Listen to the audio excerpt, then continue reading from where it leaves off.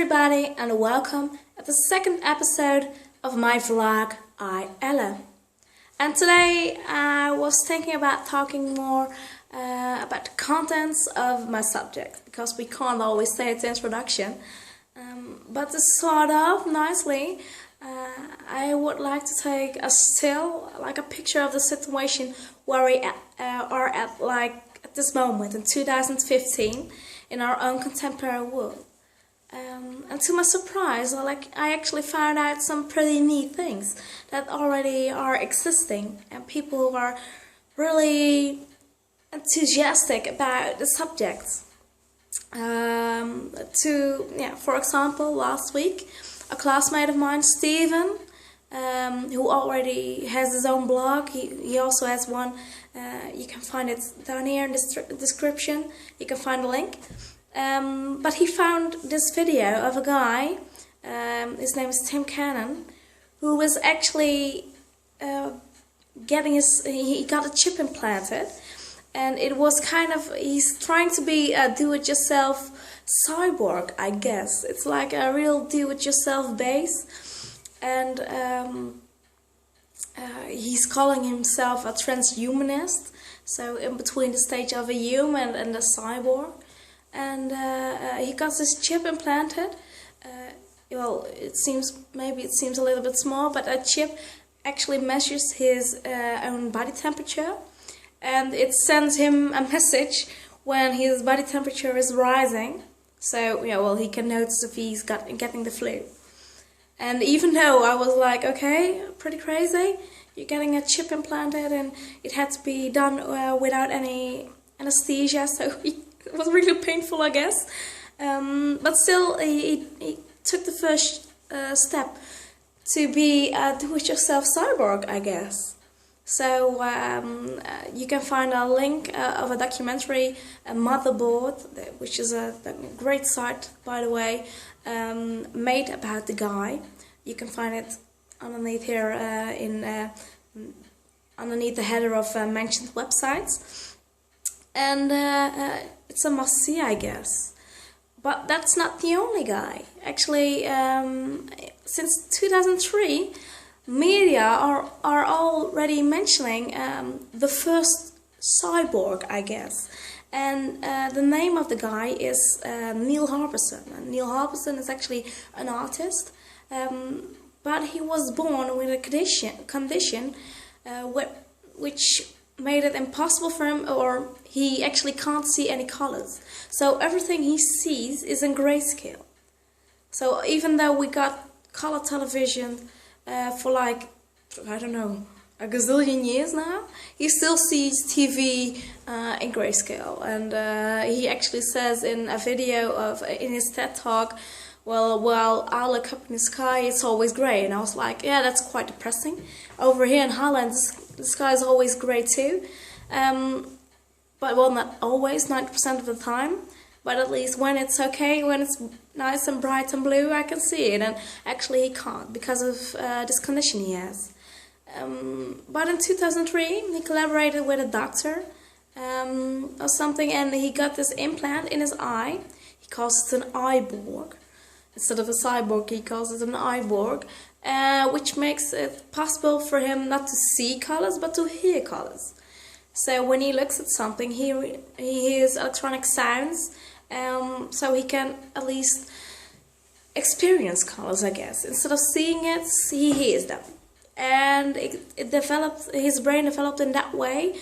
In his dreams, he doesn't see colors, but he hears colors, so it's already incorporated in his brain. And he had a TED talk about it. You can look him up on Google and everything. His name is Neil Harbison. Motherboard, which I mentioned earlier, who made a documentary about Tim Cannon, had also an interview with him, and they took him to the art museum, Rijksmuseum in Amsterdam, where he saw paintings and everything, and it's quite nice to see how that is. So already since 2003, people are saying we got the first cyborg. But that's not those two, so there's another third story, which was quite impressive. A teacher of mine, Lorna, my teachers, the two of them, Jordi and Lorna, both have a blog too, which you can also find underneath in the description. Actually posted a video to my first vlog on Facebook, and she posted a link. In that link we can find a video where Professor Warwick is telling about his own chip he implanted in his arm, which is, well, it's actually just lots of electrons planted in his nervous system, and those electrons make it possible for him to control a robotic arm which is outside of his body just by his mind. So actually mind controlling, and by that mind controlling he can make that robotic arm move. So like this, it can actually move just by using his mind, which is super